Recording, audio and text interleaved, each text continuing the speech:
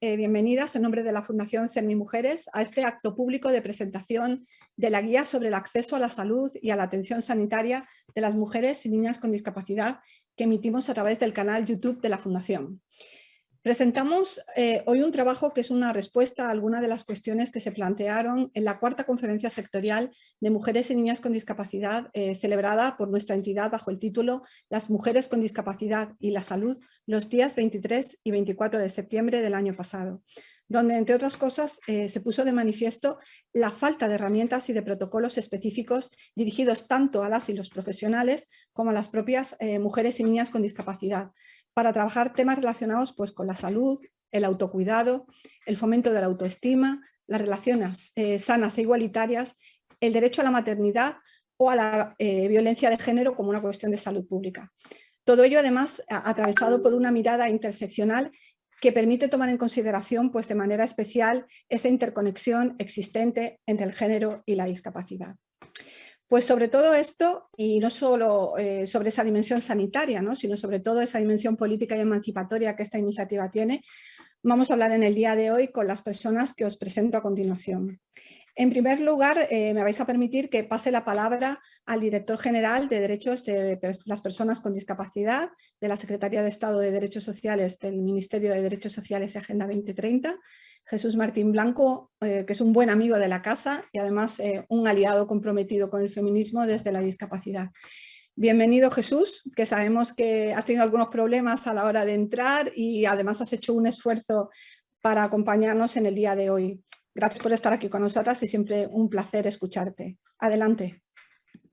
Muchas gracias, Isabel, amiga, compañera, y buenos días a todas. En primer lugar, mis primeras palabras van a ser de condena máxima al machismo asesino que se ha llevado por delante a tantas mujeres en las últimas semanas. Decir que no vamos a tolerar más opresiones, más violencias y asesinatos a las mujeres. No las vamos a esconder, no vamos a esconder esta lacra y vamos a combatir el negacionismo con todas nuestras fuerzas. El machismo tiene que dejar de ser la ley no escrita y para ello aplicaremos la mejor vacuna, que son el ejercicio efectivo de los derechos humanos. En este sentido, quiero reconocer también a la Fundación CERMI Mujeres por llenar un vacío de herramientas para que las mujeres y niñas con discapacidad podáis acceder y disfrutar precisamente a todos los derechos humanos. Y digo esto porque la guía que hoy presentamos es un instrumento de gran utilidad para que nuestro sistema sanitario se transforme en clave de inclusión y con perspectiva de género. Hoy nos habéis convocado para hablar del derecho a la salud, que como sabéis no se limita solo al derecho a estar sana. El derecho a la salud obliga a los estados a generar condiciones en las cuales todas podamos vivir lo más saludablemente posible. Estas condiciones comprenden la disponibilidad garantizada de servicios de salud, de condiciones de trabajo saludables, seguras, vivienda adecuada y alimentos nutritivos. Quiero referirme al Comité de los Derechos Económicos, Sociales y Culturales, que habla del derecho a la salud en todas sus formas y en todos sus niveles y dice que tiene que incluir la accesibilidad, entendida esta desde la no discriminación y como por presupuesto previo al goce y disfrute de este derecho, pero también la asequibilidad económica a la sanidad. La intersección del modelo biomédico y el androcentrismo han dado lugar a una fuerte invisibilización de la salud de las mujeres y niñas con discapacidad. Así lo recogéis en vuestra guía y estoy totalmente de acuerdo con ella. Esta guía invita a hacer una reflexión colectiva precisamente sobre la intersección mujer y discapacidad en un contexto además de extrema tensión, precisamente por esta pandemia o esta sindemia que estamos viviendo de la COVID-19. Permitidme hacer una deconstrucción de la discriminación y para ello quiero adentrarme en su génesis, diseccionar su naturaleza, descifrar todos sus significados y todas sus vertientes, incluso las más sutiles. Y a mi juicio la discriminación se radica cuando se comprende en carne propia y cuando se compara en la otredad. Como digo, para extirpar la discriminación se requiere hacer un ejercicio de comparación con otras realidades humanas afectadas también por este delito, porque todas ellas compartimos el dolor de no ser admitidas por aquellos que se han erigido como patrón social de poder, es decir, hombre blanco, heterosexual, de clase media alta y, por supuesto, sin discapacidad. Compartirán también con ellas el inconformismo de querer ser en la diferencia, de rebelarse contra esas estructuras de dominio que excluyen al diferente, de buscar un espacio propio en la ley, sin que nadie tengamos que otorgarles ese privilegio, porque ese privilegio es vuestro, es nuestro, por derecho propio y, sin embargo, muchas veces nos ha sido arrogado. El machismo no nace, el machismo es, y es para dominar en toda su extensión a las mujeres y por ende debe entenderse o debemos entenderlo como la mayor conculcación a la igualdad detentado en la historia de la humanidad. Resulta también imprescindible mirar al machismo como paradigma de lo que tenemos que combatir. Y para ello tenemos que entender otro ismo que es el capacitismo, como un sistema de valores que considera que determinadas características típicas del cuerpo, la mente, son fundamentales para tener una vida que merezca la pena ser vivida, para una existencia también en el derecho. Y todo lo que no cumple esos estándares corporales, mentales o cognitivos o sensoriales se va a quedar en los márgenes. Fijaros, el decapacitismo es la razón por la que no se dejaba votar a muchas personas con discapacidad, por las que se pudiera esterilizar, quebrantando su propia integridad, invadiendo sus cuerpos al margen de su voluntad, a las mujeres y niñas con discapacidad. Prácticas que hemos abolido de nuestra legalidad vigente. Y si la tutela patriarcal ha sido el peor de los males para el desarrollo social individual de las mujeres, también la tutela institucional sigue siendo un dique de contención para que se nos reconozca, en muchos casos nos reconozcamos las personas con discapacidad como personas. En definitiva, quiero decir con esto que el machismo, su significado, su naturaleza, son extrapolables a otras realidades como las de la discapacidad, históricamente excluida, pues al igual que ser mujer es injustamente determinante en la discriminación, también lo es la discapacidad.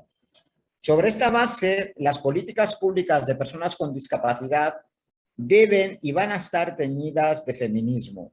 No entiendo esta labor sin la voz de las mujeres, sin su presencia y sin su acción decidida imprescindible para contribuir a liberarlas, mujeres, madres, cuidadoras, niñas de la cultura machista y capacitista. Amigas, en esta nueva etapa de la Dirección General, renovada hasta en su nomenclatura, vamos a trabajar para hacer efectivos los derechos de las personas con discapacidad, para restaurarlos como hemos hecho en la ley que reconoce su capacidad jurídica y que devuelve su voluntad arrebatada en el tráfico jurídico. Por ese su compromiso con los derechos humanos lo hemos fijado al máximo nivel normativo en la Constitución española, ya que la nueva Carta Magna asumirá la discapacidad desde un enfoque exigente de derechos humanos. Voy a trabajar bajo 3 ejes, que es la Convención Internacional, también la CEDAW o todo el discurso de derechos humanos, como brújula de acción de este gobierno, el diálogo civil como herramienta de una nueva gobernanza perfeccionada y la autodeterminación de la persona con discapacidad, liberándola, como digo, de estas tutelas institucionales y dándole voz, devolviéndole la voz. Sin olvidar, por supuesto, este contexto tan inmediato y que tanto apoyo nos presta, que son nuestras familias. Quiero que el bienestar y la inclusión de las personas con discapacidad sean derechos. Es decir, quiero que se fijen en las leyes, porque coincidiréis conmigo que es la mejor fórmula de asegurar su efectividad, ya que le damos valor en la ley a las necesidades de la gente y sobre todo aseguramos que podamos ir a la justicia a buscar reparación en caso de incumplimiento. Como digo, en esta nueva etapa trabajaremos para que los derechos humanos sean la norma y no la excepción, sean la meta y no el anhelo. Ya estamos trabajando en la Estrategia Española de Discapacidad, cuya elaboración se democratizará al máximo para que las personas con discapacidad, también aquellas que tienen grandes necesidades de apoyo, nuestras familias, la sintamos como propia. La vean como un documento posibilista para hacer valer nuestros derechos. Este documento tendrá que saldar una deuda con las mujeres con discapacidad, con las niñas, con las madres y las cuidadoras. No va a ser saldar una deuda solo en términos de menciones a vuestra realidad, sino que va a ser catalizadora de una igualdad transformadora del cambio sociocultural. Y es esa igualdad transformadora la que cuestiona esa visión hegemónica en la que persiste un tratamiento diferenciado por motivos de discapacidad y de género, y que va a contribuir precisamente a erradicar todas las formas sistémicas y más ocultas de discriminación, y que va a romper también ese binomio perturbador entre machismo y capacitismo. Finalizo ya diciendo que esta pandemia nos ha dejado un aprendizaje que debemos grabar a fuego, y es que los derechos humanos son, en términos clínicos, la mejor vacuna para mitigar los efectos de esta pandemia en las personas con discapacidad y en las mujeres. Y también, y así lo voy a defender y así lo vamos a trabajar desde este ministerio que se llama de Derechos Sociales y Agenda 2030, van a ser un escudo infranqueable para proteger la integridad, la indemnidad ante las consecuencias sociales, educativas, laborales, sociosanitarias y económicas de esta pandemia. Felicitaros, amigas de la Fundación Cermimujeres, por esta guía. Por supuesto, ya la tengo en mi poder, ya la he leído y a vuestra disposición para compartirla con otros departamentos ministeriales. Muchísimas gracias y enhorabuena de corazón. Pues muchísimas gracias, Jesús, a ti por tus palabras. Por supuesto, nos unimos a las palabras iniciales de condena y nos alegramos mucho de que, bueno, que estés ahora a ese otro lado y que, por supuesto, y reitero, que seas un aliado de todas las mujeres y niñas con discapacidad. Paso a continuación la palabra a Mara Navarro de Vega, subdirectora general de programas del Instituto de las Mujeres, organismo del Ministerio de Igualdad, que es clave para impulsar y desarrollar la aplicación transversal de la igualdad entre mujeres y hombres en nuestro país, y que para la Fundación Cermimujeres juega un importante rol en dar visibilidad y respuestas reales dentro de esas políticas públicas a las más de 2,5 millones de mujeres con discapacidad que viven en España. Muchas gracias, Mara, por acompañarnos en el día de hoy, y adelante. Bueno, pues muchísimas gracias. En primer lugar, desde luego me sumo a las palabras del director en la condena contra la violencia machista, y también agradecer a la Fundación Cermimujeres, en nombre del Instituto de las Mujeres y de su directora, pues esta oportunidad que nos brinda para participar en esta presentación. Desde el Instituto queremos transmitir que es necesario evidenciar los problemas a los que se enfrentan las niñas y mujeres con discapacidad, y animamos a toda la sociedad a participar en la plena inclusión, colaborando para derribar todo tipo de barreras. Por ello, la responsabilidad de las instituciones públicas tenemos es implementar políticas inclusivas que amparen la pluralidad, que permitan crear un nuevo modelo social que propicie la integración efectiva de todas las personas en la sociedad desde el respeto, la tolerancia y la equidad. Creemos firmemente en la importancia de visibilizar y difundir una imagen realista de ellas que contribuya a la preservación de sus derechos y su autonomía. La guía que hoy se presenta es sin duda una excelente herramienta que ayudará a cumplir estos objetivos. La aceptación de los procesos vitales es un paso necesario para una verdadera igualdad de género y debe incluir también todos los aspectos relacionados con la salud, de manera que desde el conocimiento nos posibilite derribar las barreras que impiden que las niñas y mujeres con discapacidad disfruten del derecho a la salud. El derecho a la salud, entendido como derecho fundamental, tiene que garantizarse a todas ellas, que son víctimas de múltiples discriminaciones derivadas de la desigualdad de género y de su situación de discapacidad. Cuando hablamos de salud de personas con discapacidad, da la impresión de que son personas que tienen un problema y que ese problema es responsabilidad suya. Pero el problema no está en la persona, está en el entorno. El entorno es el que tiene que cambiar para entender a la persona e integrarla. Y el caso se agrava con una triple discriminación cuando hablamos de la salud mental: el género, tener una discapacidad y la imagen social estigmatizada de la salud mental. Por tanto, si se quiere cambiar la realidad social de estas mujeres y estas niñas, habremos de favorecer su empoderamiento, crear espacios de crecimiento personal, de autoestima y autocuidado, multiplicar los esfuerzos en la formación, hacer adaptaciones para la accesibilidad, incluyendo también la psicosocial, de manera que faciliten la integración y la participación, además de atender el derecho al trabajo y a una vida independiente. Se tiene que asegurar el acceso y la atención adecuadas de las mujeres con discapacidad en los servicios de salud, incluyendo los de salud sexual y salud mental, poniendo especial cuidado en la resolución de conflictos personales. Por último, quisiera señalar que es necesario garantizar la adecuada formación de los profesionales de la salud mental sobre los derechos y libertades fundamentales de las mujeres con discapacidad psicosocial, que garantice una atención basada en el pleno respeto a su dignidad y autonomía.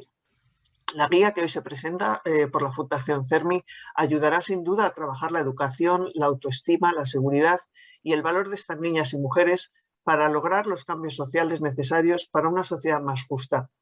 Reitero con ello mi agradecimiento en nombre del Instituto de las Mujeres a CERMI Mujeres por su trabajo y aprovecho para indicar la importancia de todos los aspectos que nos acaba de señalar el director general en su intervención y agradecerle, por supuesto, la visión que nos ha mostrado. Muchísimas gracias. Pues muchísimas gracias, subdirectora. Y ya para cerrar esta presentación institucional, contamos también con la participación de la presidenta de la Fundación CERMI Mujeres, Marta Valencia Betrán, que nos acompaña desde Zaragoza, creo, ¿verdad, Marta? Buenos días, Marta. Tuya la palabra.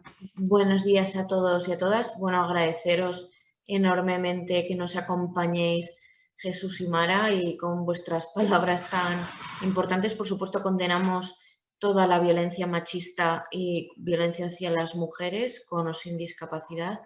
Estamos, la verdad, que en un momento muy preocupante. Las mujeres y niñas con discapacidad representamos más de la mitad de las personas con discapacidad en todo el mundo y casi un 20% del total de las mujeres a nivel mundial. Sin embargo, todavía formamos un grupo social invisible que se enfrenta a graves dificultades, barreras y restricciones, tanto en el ámbito privado como en el público, y sufrimos múltiples discriminaciones que se agravan respecto a las del resto de las mujeres.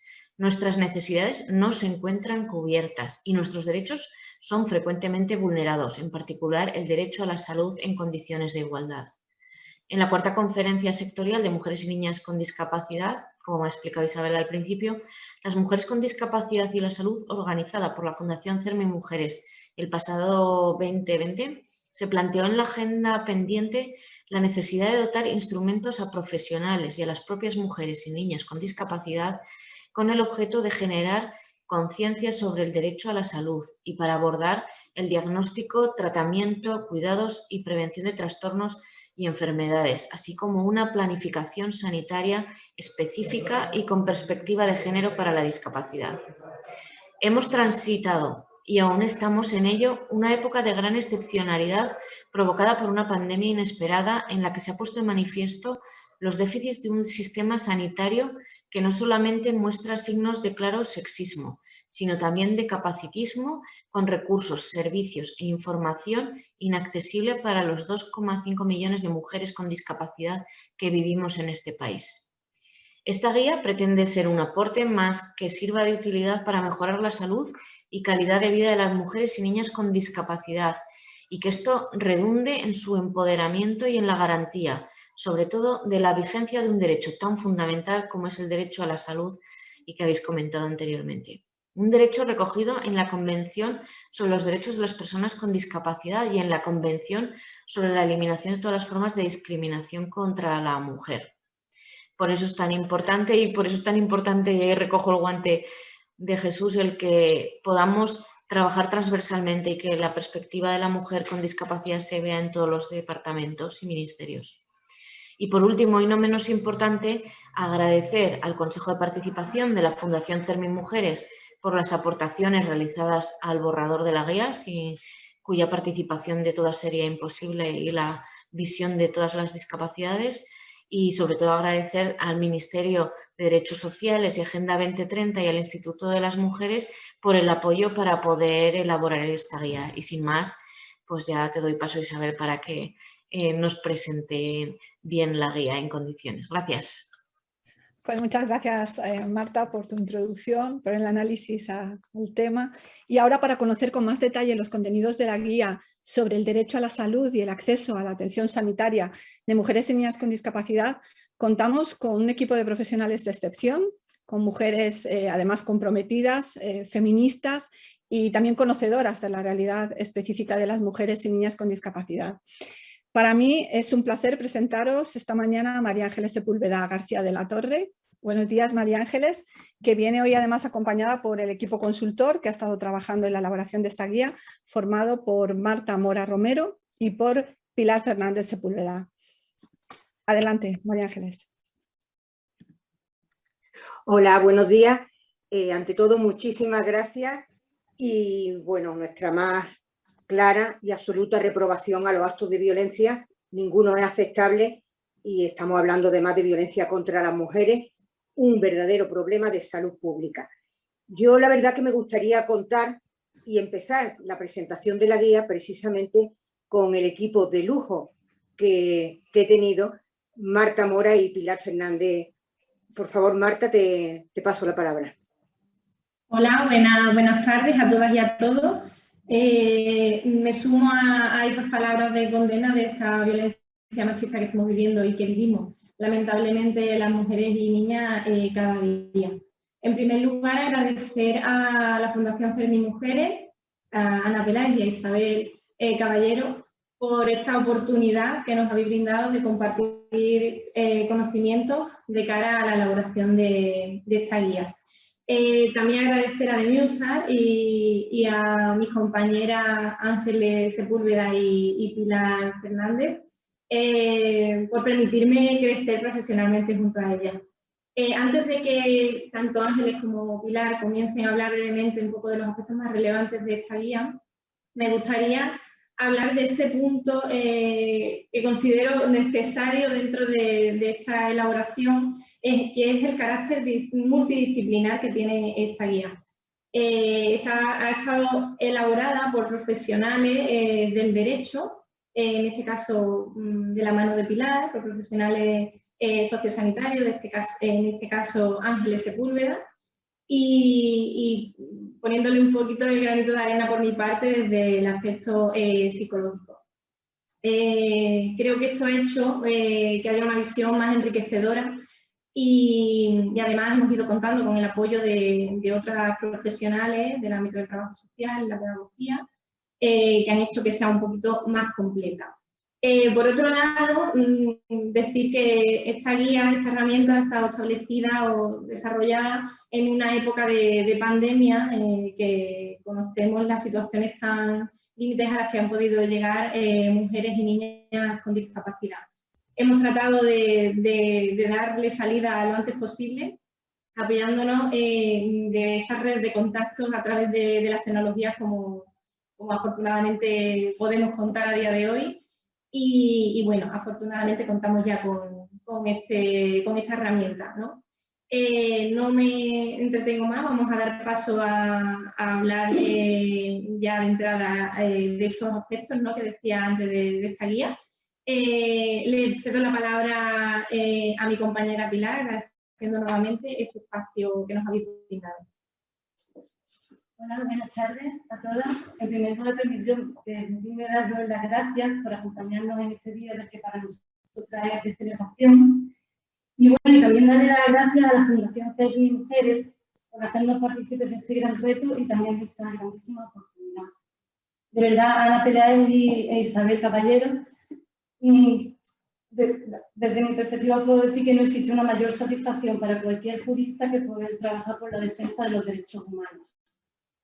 También me voy a permitir que le agradezca al equipo de estas grandes mujeres profesionales y feministas, Ángeles y Marta, trabajar con vosotras no solamente ha sido un placer y un enriquecimiento, toda una experiencia, sino que además ahora puedo decir con el corazón y con la boca llena que sois, bueno, unas grandes amigas, unas grandes compañeras y unas grandísimas maestras.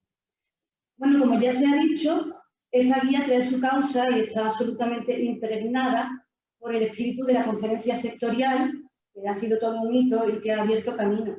Hemos querido dar una perspectiva absolutamente práctica, es decir, planteando el autocuidado, el cuidado a una misma como una herramienta de consolidación de los derechos humanos, concretamente del derecho humano a la salud de mujeres y niñas con discapacidad, a través de su ejercicio. Es decir, nosotras hemos entendido que el empoderamiento, o sea, que el autocuidado es un acto de empoderamiento, también de autonomía y también de lucha política. Pues bueno, no quiero quitar más tiempo y solo manifestar que espero y bueno, estoy convencida que será de utilidad y bueno, dar paso a nuestra luz y a nuestra guía, en este caso que ha sido María Ángeles Sepúlveda García de la Torre. Muchísimas gracias, Pedro. Hola, muchas gracias y de nuevo las gracias. Las gracias primero, antes las di, pero primero y con mucho más sentido y calor a Cermi Mujeres, Ana Peláez y a Isabel Caballero, que como siempre un gran equipo que además anima, impulsa y bueno, no tengo palabras. Y a mis compañeras, claro que sí. Yo si me podéis poner la transparencia al PowerPoint, de acuerdo, gracias. Pasa a la siguiente, por favor. La guía la estructuramos en los siguientes capítulos. Primero tiene una introducción y luego tiene 3 grandes bloques. El bloque de cuidar nuestra salud es, digamos, el bloque personal sobre el autocuidado. El siguiente bloque es un bloque que va más dirigido a profesionales. Y el tercer bloque, el número 4, es más sobre la participación y el asociacionismo. Es decir, 3 esferas. La más personal, la distinta importancia de la profesionalidad y después la más grande, al asociacionismo, a la participación y a la sociedad en general. Luego tenemos una serie de conclusiones y nuevos retos sacados precisamente de esta gran guía que ha sido la Conferencia Sectorial de Salud y Discapacidad, que tanto fruto ha dado. Y finalmente, 2 anexos, el marco bibliográfico de referencia y el marco normativo de referencia, que nos parece de especial interés porque es que nos sirve tanto a las personas, cualquier persona que quiera consultar, como a cualquier profesional, un marco normativo sobre salud y discapacidad. ¿Me pasa la siguiente, por favor? Bueno, pues comenzamos con la introducción. En esta introducción tenemos 3 grandes bloques. La salud, género y discapacidad, que como ha comentado antes Jesús, el director general, tienen ese enfoque interseccional y no podemos pensar en uno o en una sin la otra. Dentro del concepto de salud, que utilizamos el concepto de bienestar de la Organización Mundial de la Salud, es decir, el bienestar físico, psíquico y social, hablamos de todos aquellos condicionantes biológicos y genéticos para la salud, de los factores externos, como las barreras que nos permiten disfrutar del derecho a la salud o nos lo impiden, y también de todos los factores internos, porque nuestra salud tiene una parte importante de consideración y de condicionante interno de nosotras mismas. No quiero repetir lo que ya se ha dicho, pero también en la guía incidimos en este derecho al disfrute de la salud, este derecho fundamental y humano que ya se han comentado, y por supuesto que el Estado debe garantizarla. Por tanto, salud y ausencia de discriminación deben de ir unidos. No podemos concebir la salud dentro de una situación donde existe discriminación.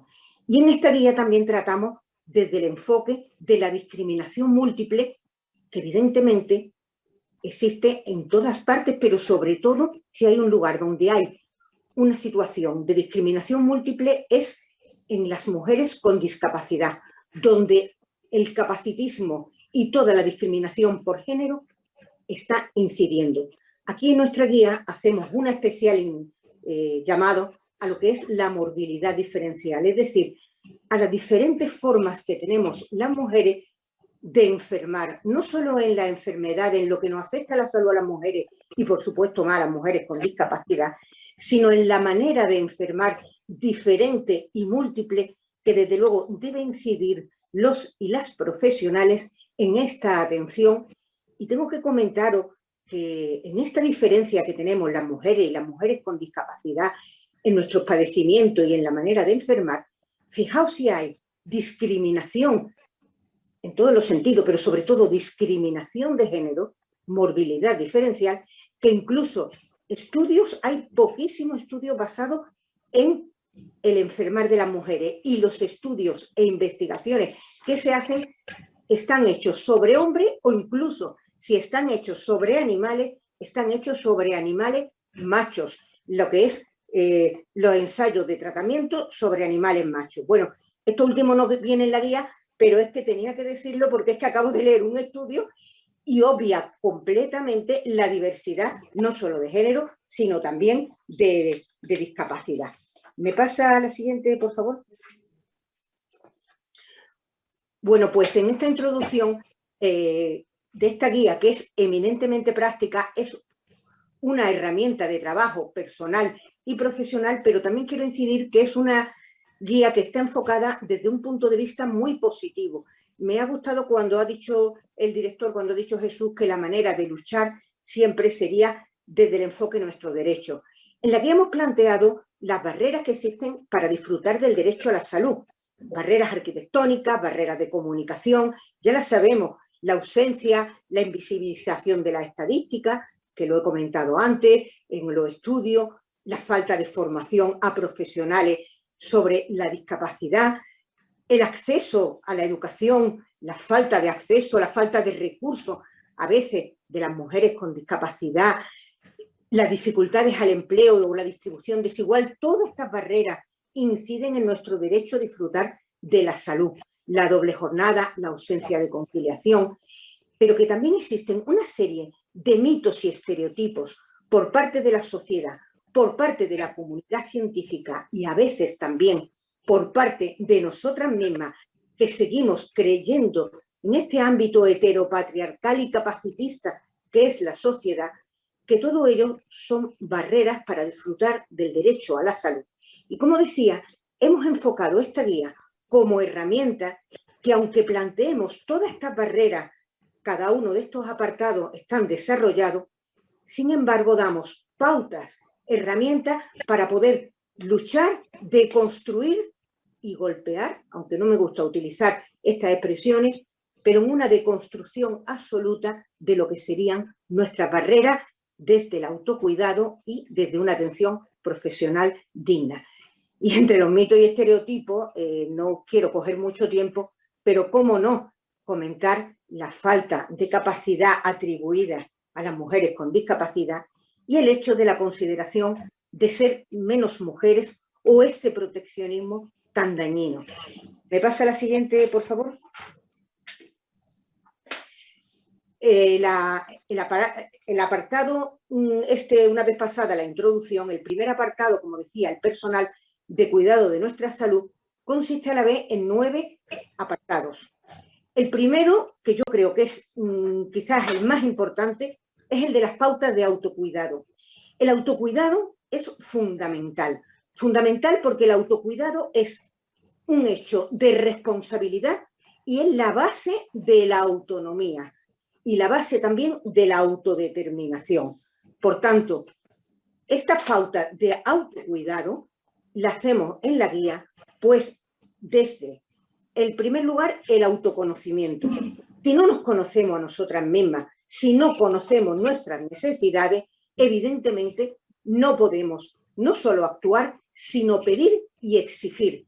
Por tanto, ponemos en la guía una serie de test y de ejercicios que nos van a potenciar nuestro autoconocimiento y donde, digamos, hacemos aguas y no sabemos muy bien dónde enfocarlo, damos unas pautas de autocuidado en diferentes aspectos. El primero de ellos sería en el aspecto más personal. En el aspecto más personal como autorreflexión, ¿no? En el trabajo, por ejemplo, con una serie de pautas prácticas en el sentido de hacer nuestra rutina. En el hogar, lo que todo sería el desarrollo y el bienestar para nuestra autonomía y autodeterminación en el hogar. Una de ellas voy a destacar, porque como tenemos muchas pautas, voy a destacar solo alguna por no coger mucho tiempo. Por ejemplo, es de especial importancia que nos acostumbremos a administrar nuestro propio dinero, responsabilizarnos en pagar nuestros recibos. Pautas para el disfrute de nuestro ocio. Aquí quiero llamar la atención de que es muy importante que nos sepamos rodear de personas positivas y saber reír y personas que nos hagan reír. La risa es saludable.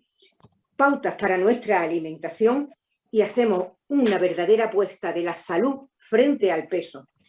Hay una parte también, y yo aquí quiero agradecer muchísimo a hacer mi mujer y a todo el equipo que además nos ha ayudado en la elaboración también de la guía, porque damos varias pautas de ejercicio físico, pautas que están adaptadas y accesibles para que cada persona podamos hacerlas según nuestras capacidades, porque incluso damos pautas y una serie de ejercicios que se pueden hacer incluso desde la silla de ruedas. El ejercicio físico es fundamental, eso ya lo sabemos. Hay también un punto importante de pautas de autocuidado con la familia, donde hablamos cómo podemos mejorar nuestro rol en la familia, en la comunicación, en las dudas, no solamente nuestras, sino también en la duda de nuestra familia hacia nosotras. Y lo más importante sería la comunicación, participar y compartir espacios con ella. Damos especial interés y distintas pinceladas a nuestra higiene, al control de nuestra salud y el control de nuestra medicación. Y yo aquí de verdad siempre insisto mucho desde el punto de vista multidisciplinar, pero aquí permitirme que hable como médica forense que soy, porque el control de nuestra medicación y el conocimiento de nuestra salud es muy importante en los procesos civiles de modificación de capacidad ahora que han cambiado, como sabéis, con la nueva ley. Para el apoyo que necesitemos es fundamental conocer cuáles son nuestras, digamos, pautas de autocuidado y en nuestra salud y en nuestra desenvoltura. Por tanto, tenemos que exigir ser los protagonistas de nuestra vida desde nuestro autoconocimiento y nuestro autocuidado. Como veis, la guía es muy extensa y estoy todavía en el punto 2.1, que no me va a dar tiempo a comentarlo todo. Yo decía que más que una guía casi es un tratado. En el punto 2.2 tratamos del fomento de la autoestima. Hay primero unos test, un cuestionario donde vemos hasta qué punto nuestra autoestima puede estar dañada y luego damos consejos, pautas para la mejora de la autoestima. Este ejercicio de mejora también incide en otros aspectos tan importantes como la sexualidad. Nuestra sexualidad como fuente de placer, salud y bienestar. Como fuente de placer, salud y bienestar a la que tenemos derecho y el recuerdo de que la sexualidad es múltiple también, variada y que comprende muchas más facetas de las que el heteropatriarcado nos hace creer. Y entre los ejercicios también para mejorar nuestra autoestima, mejora de nuestra salud sexual, mejora de nuestro bienestar, pues se encuentran identificar pensamientos negativos, entrenar la autoconfianza y un ejercicio muy bueno que además personalmente lo estuve haciendo ayer y que aconsejo es el de localizar los puntos débiles, los puntos fuertes y sobre eso conectarnos con nosotras mismas y reforzarnos. Bien, pues en todos estos aspectos tan importantes de nuestra salud, no podemos olvidar que tener relaciones sanas e igualitarias no solamente va a mejorar nuestro bienestar sexual, nuestro bienestar general, sino que también es uno de nuestros grandes derechos y que además va a incidir plenamente en nuestra buena salud. La maternidad también la tratamos en esta guía y con pautas y preparación, sobre todo que tengamos en cuenta mujeres con discapacidad que deseamos la maternidad, pues todos aquellos cambios en la vida, los aspectos positivos de la maternidad, que son muchos, pero también los aspectos y momentos estresantes que pueden incidir en nuestra salud, que debemos de conocer al aceptar este desafío tan maravilloso de ser madres. Y bueno, no podía faltar en toda guía sobre salud que se precie que hablemos o que dejemos de hablar de la violencia como problema de salud. Cómo nos afecta la violencia en las diferentes formas, la invisibilidad y la falta de conocimiento de la violencia, etc. ¿Me pasa la siguiente, por favor? Hay dos puntos importantes también, el 8 y el 9, en estas pautas de cuidado de la guía, que es originales porque son cuidando a que nos cuidan. La verdad es que las cuidadoras o cuidadores de las personas con discapacidad son las grandes olvidados muchas veces. ¿Y qué ocurre si no hay autocuidado o si hay autocuidado? Pues mirar, también damos unas pautas de autocuidado psicológico y emocional a las cuidadoras, tan importantísimo para nosotras y para poder realizar nuestra labor. Y cómo no, y ya se ha hablado, también en la salud hablamos de la COVID, el impacto que ha tenido en las mujeres y las niñas con discapacidad y también cómo afrontarlo. Y os comento algo, uno de los recursos más importantes para afrontar la COVID-19 y en muchos casos el aislamiento aún mayor y que nos ha traído el confinamiento son precisamente estas redes a través de web como los webinarios, por los que nuevamente felicito a Hacerme y Mujeres, los webinarios de No Estás Sola que se están realizando. Esos son recursos de impacto para mejora también de nuestra salud emocional y bienestar. ¿Me pasa la siguiente, por favor? Bueno, pues en el siguiente bloque, en el segundo gran bloque, hemos dicho el bloque personal del autocuidado y en segundo lugar sería el bloque profesional de la salud, pero sirve para cualquier profesional ante las mujeres y niñas con discapacidad.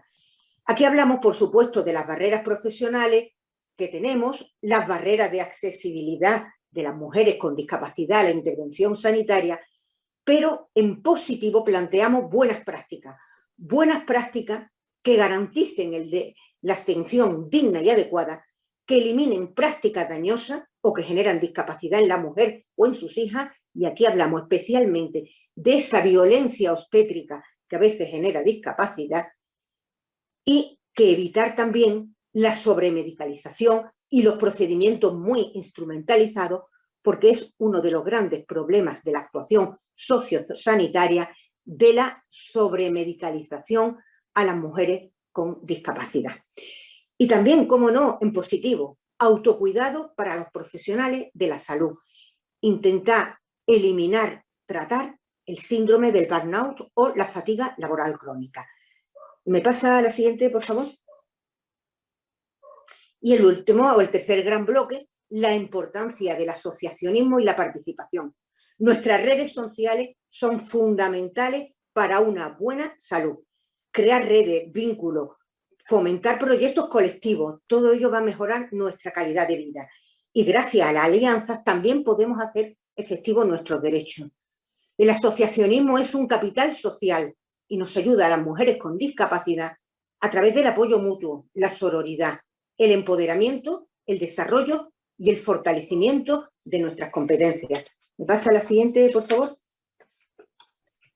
Las conclusiones ya de la guía pues están basadas, de nuevo, doy las gracias a las personas, Hacerme y Mujeres, por supuesto, y a todas las personas que participaron en la conferencia sectorial de mujeres y niñas con discapacidad, donde se nos ha permitido sacar todas estas conclusiones y nuevos retos para la atención sociosanitaria a las mujeres y niñas con discapacidad.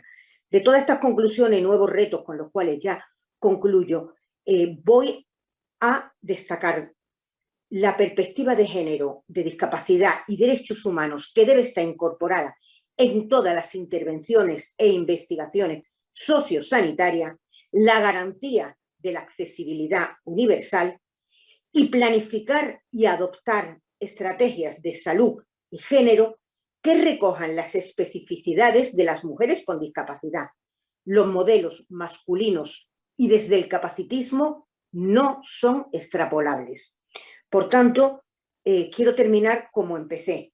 Salud y discriminación no pueden ir unidos.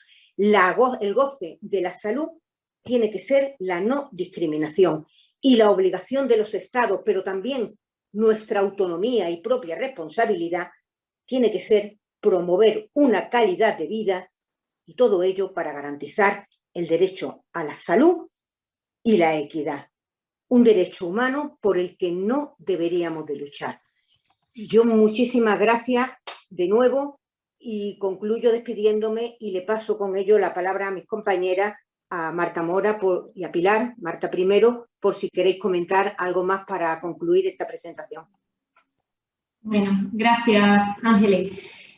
Pues yo nuevamente, para concluir, me quedaría también desde mi ámbito, ¿no? Desde la psicología, me quedaría con ese aspecto más relevante que tiene esta guía, desde el cuidado, el autocuidado de nuestra salud mental. Como decía antes Pilar, ¿no? La salud debe ser considerada como un acto de empoderamiento. Entonces, en este sentido, me quedo con que esta guía cuenta con un enfoque transversal de género fundamental para aplicarlo tanto a las mujeres, niñas con discapacidad, como familiares y profesionales que atienden, ¿no? A estas mujeres y niñas. Por último, creo que también destacar el aspecto quizás más novedoso que puede tener esta guía desde el ámbito de las actividades que tiene incluidas para trabajar esa autonomía, ese conocer nuestras necesidades y deseos y ese refuerzo de la autoestima. No podemos autocuidarnos sin conocernos, ¿no? Sin ese autoconocimiento. Y sobre todo, autoconocernos para empezar a darnos prioridad. Sin más, me despido agradeciendo nuevamente el espacio que nos habéis creado para poder presentar esta guía. Le cedo la palabra a mi compañera Pilar. Bueno, por mi parte no tengo mucho más que añadir, más que recalcar que la guía se ha elaborado con un clarísimo enfoque de los derechos humanos. Sumarme a la condena que han hecho mis compañeras y mis compañeros de condena a la violencia machista y también a la violencia capacitista. Y por último, bueno, recordar que viene acompañada de un anexo normativo que contiene un marco de referencia de las principales leyes que afectan a la salud de mujeres y niñas con discapacidad y que bueno, creo que puede ser de utilidad tanto a toda persona como a los profesionales que quisieran consultar. Y nada, de nuevo, sin más, muchísimas gracias a la Fundación FemiMujer y a todas vosotras por acompañarnos en este día. Pues nada, muchísimas gracias a vosotras, a María Ángeles y al equipo, a Marta Pilar por el trabajo realizado. Yo aprovecho para señalar que la guía ya está disponible en nuestra página web www.fundacionsermimujeres.es y también podéis acceder a ella a través del enlace que mis compañeras han colgado en el chat. Se trata todavía de una versión en Mimeo. Estamos ahora mismo terminando la maquetación definitiva y la idea es que en las próximas semanas pues, la guía ya la podamos tener en papel, ¿no? La guía va a ser además incluida en la colección Generosidad de la Fundación Servimujeres, donde podéis además encontrar de manera gratuita y totalmente accesible las investigaciones, los protocolos, las guías que la Fundación Servimujeres ha elaborado hasta la fecha.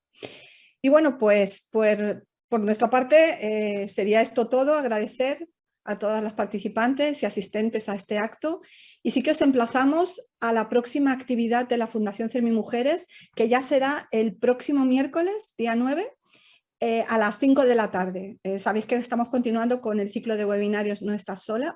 El tema central que vamos a tratar la semana que viene va a ser el tema de las madres sin hijos y os recuerdo que toda la información con la agenda actualizada de la Fundación está disponible en nuestra web y sí que os animamos a que estéis pendientes de nuestro canal YouTube, así como a las convocatorias de prensa y a todas las notas informativas que publicamos con toda la actividad que vamos a desarrollar en las próximas semanas. Bueno, pues esto es todo. Muchísimas gracias por estar ahí y un fuerte abrazo a todas.